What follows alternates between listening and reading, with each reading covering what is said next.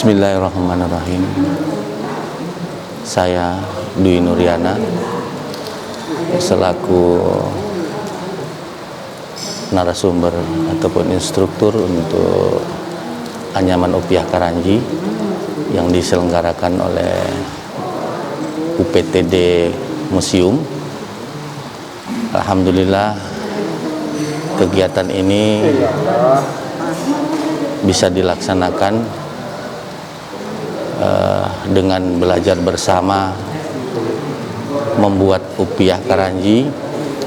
Pada zaman dahulu itu pembuatannya mengandalkan kreativitas mandiri dan bahan-bahan yang sangat sederhana seperti daun pisang, ada daun untuk pembuatan tikar, mungkin kalau di bahasa mendong atau apa ya, antara mendong. Jadi kalau macam di sini dikenal dengan tumbuhan tiohu. Sampai sangat sekarang Songkok Keranjang menggunakan mintu yang bahannya didapat dari hutan. Dia merupakan hasil hutan non kayu dan sekarang dikolaborasikan dengan tulangan berupa rotan. Kalau anyaman asli Gorontalo itu menggunakan mintu, baik di dalamnya maupun anyamannya itu menggunakan mintu. Untuk selanjutnya Songkok Keranjang itu sendiri ada berbagai metode ataupun ada beberapa tahapan di dalam pelaksanaan penganyaman Songkok Keranjang. Yang pertama adalah tahap persiapan. Tahap persiapan itu kita mempersiapkan alat dan bahan. Alat yang berupa pisau untuk meraut mintu itu sendiri. Terus yang kedua adalah serutan untuk menyamakan besaran daripada mintu itu sendiri. Terus yang berikut ada meteran yang nanti untuk digunakan untuk ukuran besaran Songkok Keranjang yang diinginkan. Itulah seperti itu bahan-bahannya, alat-alatnya. Dan kalau bahan pokok utama adalah mintu itu sendiri. Jadi mintu itu sendiri mintu setelah kita dapatkan atau setelah kita petik di kebun atau di hutan, maka kita akan proses pertama adalah kita belah. Setelah kita belah, maka kita keringkan dengan cara bisa mengangin-anginkan ataupun bisa menjemur tapi tidak langsung diterik matahari. Setelah posisinya sudah mengering, maka proses selanjutnya mintu siap untuk diproses melalui beberapa tahap. Yang berikut untuk bahan tambahan seperti rotan itu digunakan sebagai tulang tengah atau tulangan. Karena kalau pada waktu itu, pada masa itu, Songkok Keranjang yang sebenarnya tulangannya adalah mintu itu sendiri.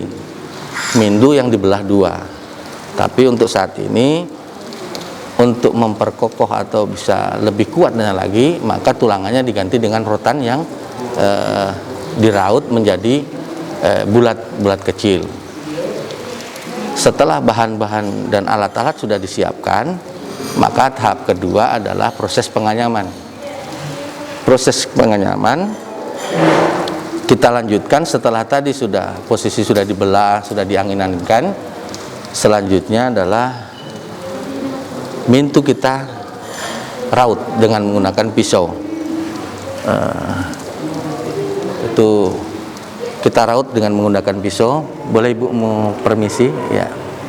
Jadi mintu yang sudah dibelah 4 posisinya seperti ini, maka selanjutnya kita raut untuk mendapatkan ketebalan yang bisa sama dan mudah untuk menganyamnya.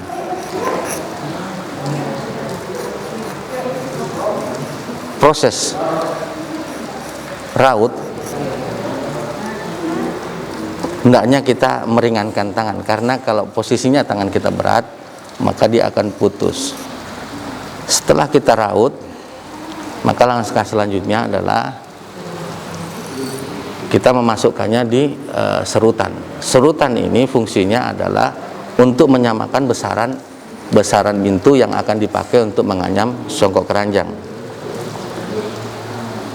Jadi proses penyerutan kita lakukan dengan memasukkan pintu,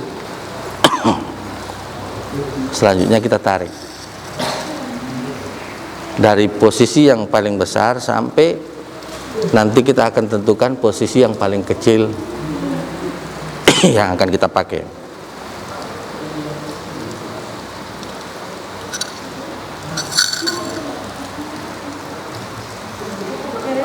Ya, hadirin sekalian ya. Ya.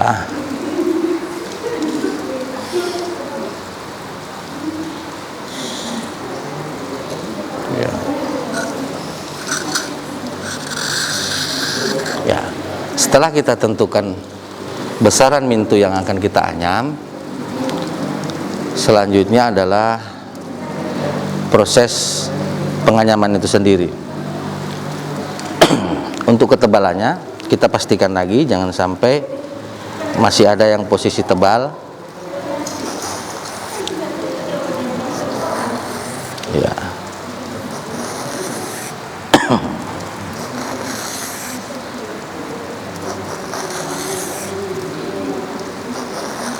Ya. Mungkin kita bisa proses selanjutnya yang sudah jadi. Adik pinjam tuh, pinjam ya. Ya. Jadi proses penganyaman kita mulai dari bagian dasar songkok, yaitu kalau posisinya bagian dasar adalah bagian atas kepala. Jadi permulaan untuk menganyam songkok keranjang dimulai dari bagian dasar. Jadi ini proses yang kita sudah mulai untuk menganyam, di mana posisi atau proses penganyaman itu secara kontinu dan tidak akan berubah. Satu lembar ataupun sehelai mintu di atas dan sehelai mintu di bawah. Prosesnya akan saling menyilang. Yang bagian atas kita tarik masuk ke bagian bawah.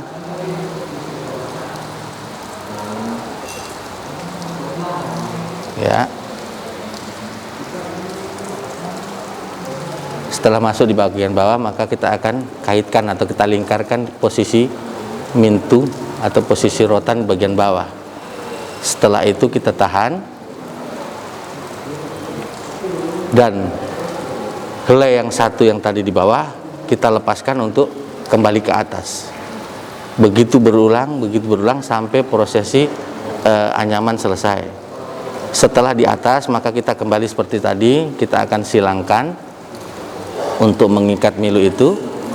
Nah, untuk mengikat pintu itu sekarang posisinya sudah seperti tadi, di atas dan di bawah, seperti itu. Kita ulangi lagi, masuk lagi ke bagian bawah.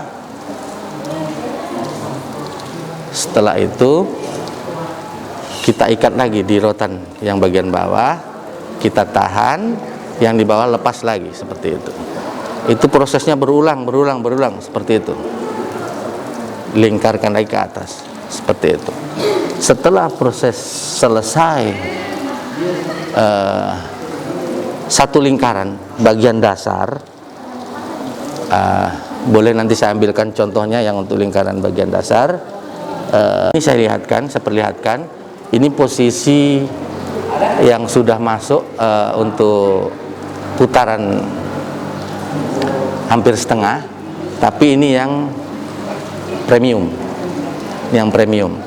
Jadi di dalam hal ini songkok keranjang itu terdiri dari beberapa macam.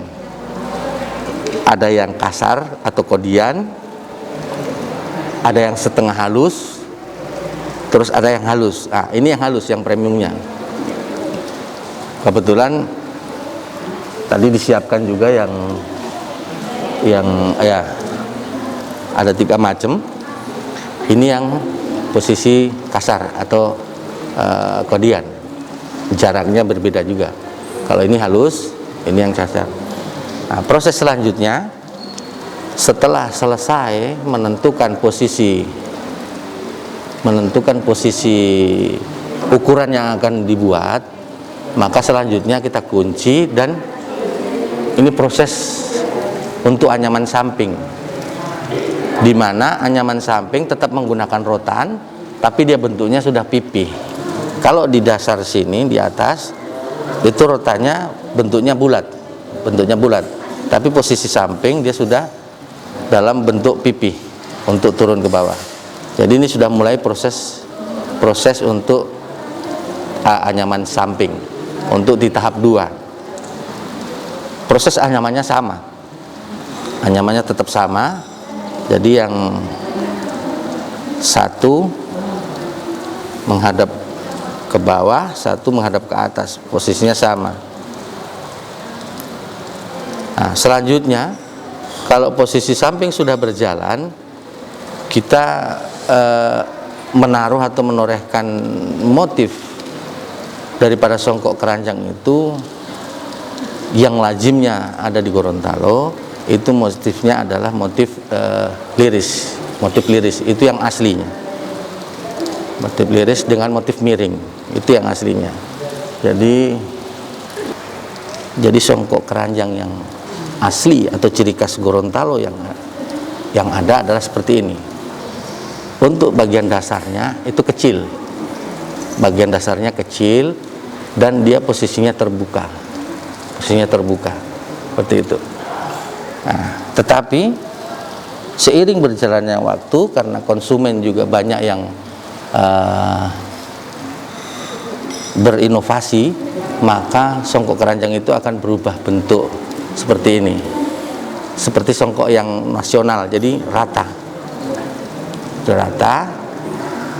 posisinya rata, tuh antara lingkaran atas dengan lingkaran dalamnya itu hampir bersama, seperti itu. Motifnya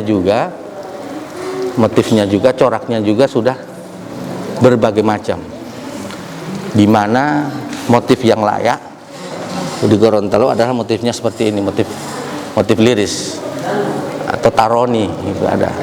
Terus yang berikut ada motif